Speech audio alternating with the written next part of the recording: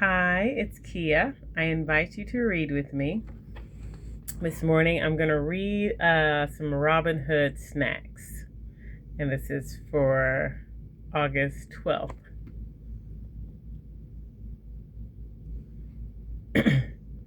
Snacks. Hey, snackers. Sometimes you just don't know how they do it.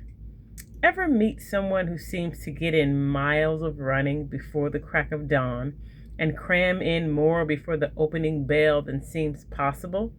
Some people are just built differently.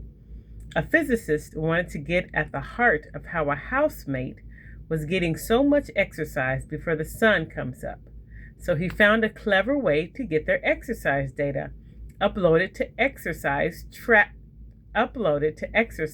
tracking app Strava by rigging a bike computer to her hamster wheel. Oh, right. The housemate is a 10-month-old hamster named Molly. She's easily averaging 10 kilometers a night. Markets finished slightly lower yesterday as big tech dipped, with the S&P 500 and NASDAQ 100 each down 0.3%. Real questions. What exactly is a movie studio for anyway?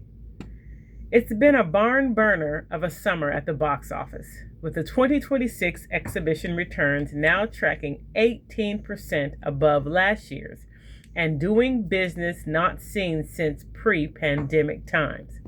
Surely this moment has offered a clarity of purpose for the long-troubled film business and the major corporations that are behind the entertainment industry complex, right? No, of course not.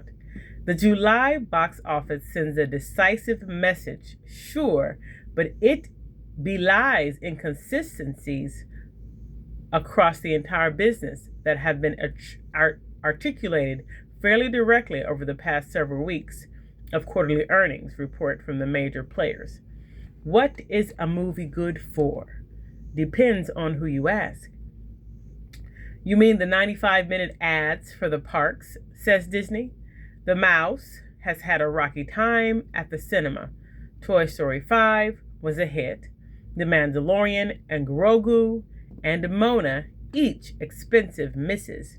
But come on, profit was up 20% at parks and cruises.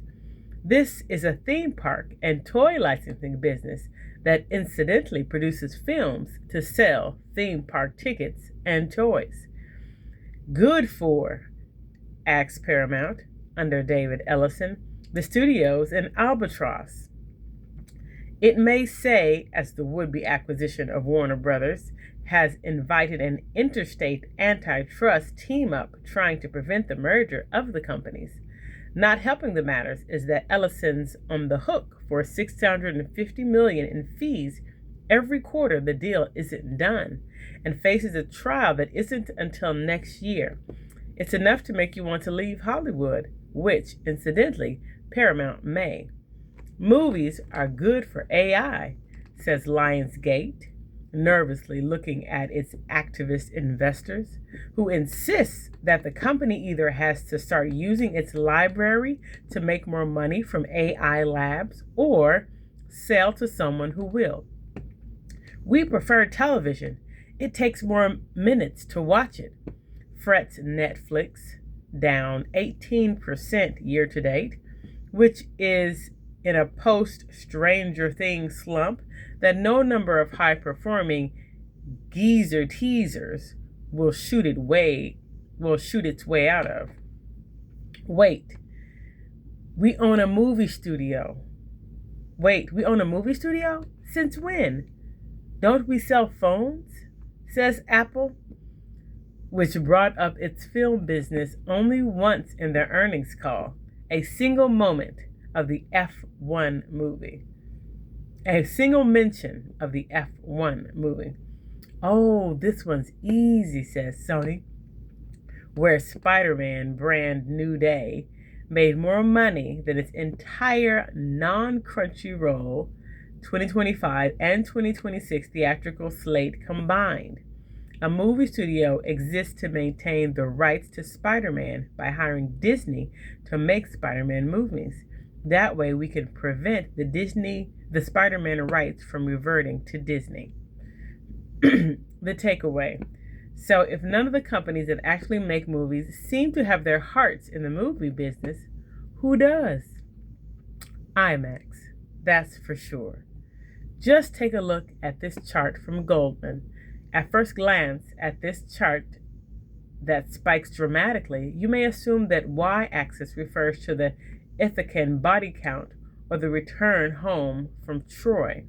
But in fact, it is the domestic box office at IMAX cinemas attributable to The Odyssey. Sound the sirens.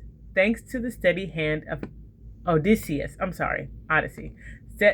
Sound the sirens thanks to the steady hand of Odysseus, while the whole rest of the industry feels like it's between a rock and a charbidus. It's smooth sailing ahead for IMAX into the rosy fingers of dawn. Walt Hinkey. All right, it's just a little snacks. Thank you for reading with me.